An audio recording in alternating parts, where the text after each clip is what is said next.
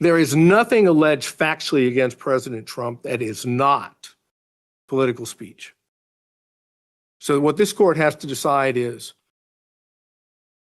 the state's position that fraud or false statements under these circumstances, which I suggest really is alone, is that enough to get it by an as-applied challenge? Our position is it's not.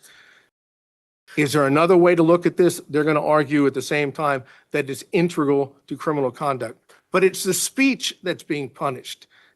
That is the criminal conduct. If it's not the criminal conduct, there would never be an indictment for the RICO against President Trump or any of these other counts.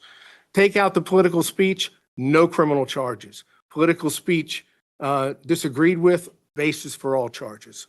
I think that is the best way for me to sum up where our position is. All right. Thank you, Mr. Sadow. What we have heard here today is an attempt to rewrite the indictment, to take out the parts that are inconvenient and only say, well, it's all speech, it's all talking, and he was just a guy asking questions, and not someone who was part of an overarching criminal conspiracy trying to overturn election results for an election he did not win by violating the RICO statute, by making false statements to the government, by filing false documents, by impersonating officers, and doing a whole host of other activity which is harmful in addition to the falsity of the statements employed to make them happen.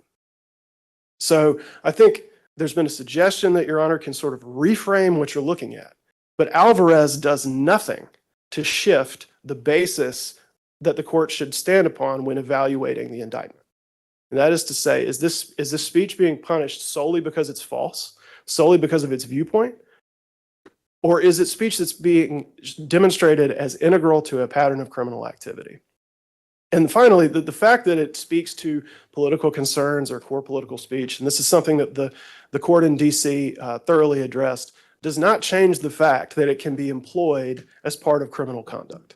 The mere fact that you're talking about issues of public concern or core political speech, which may be completely fine and protected in most contexts, does not mean that you cannot be indicted if you use that kind of speech to pursue illegal activities.